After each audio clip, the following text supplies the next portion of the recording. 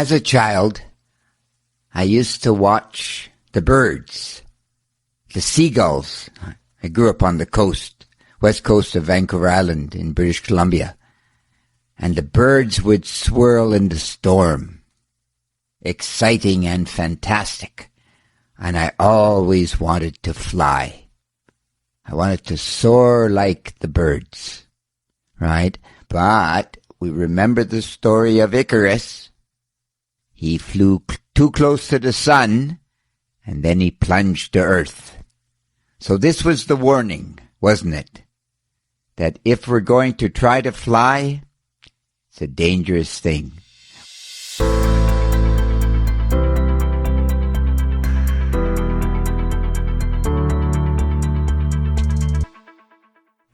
Well, growing up in British Columbia, there weren't a lot of roads, but my father worked for a logging company, so we used to go timber cruising. He would get a small 4-person plane. The pilot, he would sit in the front, I sat in the back, float plane, and we would be off. 2 years old, 3 years old. I remember this vividly to this day.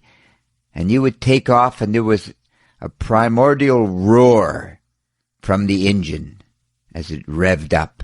And then you would feel the slap of the waves against the bottom of the airplane on its pontoons, and they would go whack, whack, whack, whack, whack, whack. And suddenly you would be magically up into the air, and the wind would be blowing, and it would be throwing you around in many directions, terrifying and yet exhilarating at the same time. Up you would go, higher and higher and higher and higher, and the houses got smaller and smaller and smaller, and they became tiny toys, and you would fly along, and you'd look down through the clouds, and you'd see the activity of perhaps a car along a road, or a truck moving, or a logging operation. Lots of logging in the region I grew up in. And you would fly along. And eventually, after an hour or so, you would slowly begin to descend down, down, down, down, and then you would eventually land, and you would come to a logging camp, usually floating on the water. So they would have the camp floating on the water, and then they would be cutting these logs, these trees, and they would be hauling them down to the water. It was quite a primitive operation usually, but a lot of people. And the smell of the wood was very aromatic and very, very attractive. You felt like you were, in a certain way, Paul Bunyan. You were a primitive man trying to fight against nature. And at this time in my life, and I saw this from the airplane, the trees, the forest, endless, went on forever. So man was just touching his finger against nature. You could never conquer nature. It was absolutely impossible.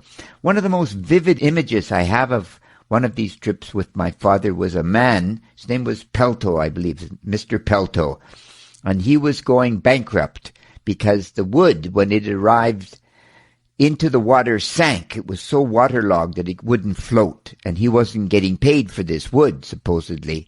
And I remember he drank a cup of coffee. We went into the cookhouse. I'm a little boy, very small, and I was with my father, of course, and he's talking to Mr. Pelto, and Mr. Pelto was so stressed out, and he was shaking so violently that the coffee spilt everywhere, and the big fat cook had to pour him another coffee. I remember this, and then we took off. And in the end, I guess Mr. Pelto did go bankrupt, apparently. Lost everything, right? Lost everything. So that's one of the vivid images of flying as a child.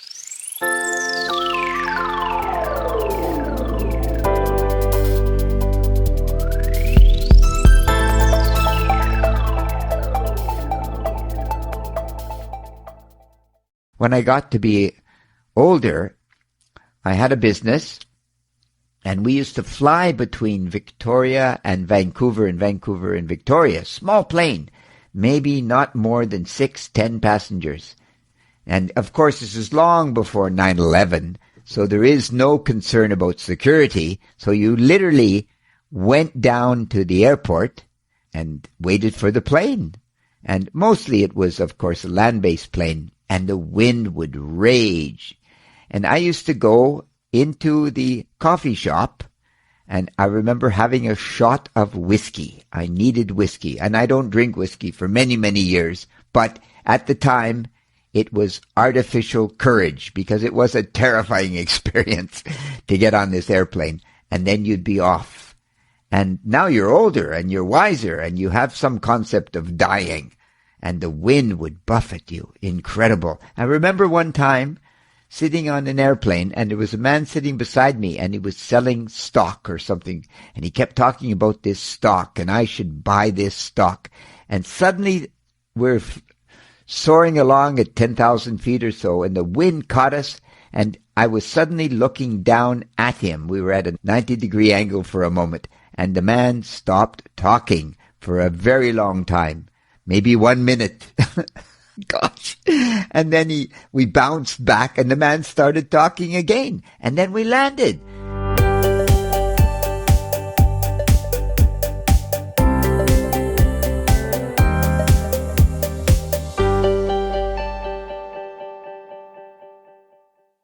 And of course, men are men. We're so brave. We're so proud of ourselves, right? Such courage. So he said to me, "Did you notice the wind a little bit today?" I said, "Oh, there was a little bit of wind. I never noticed anything at all."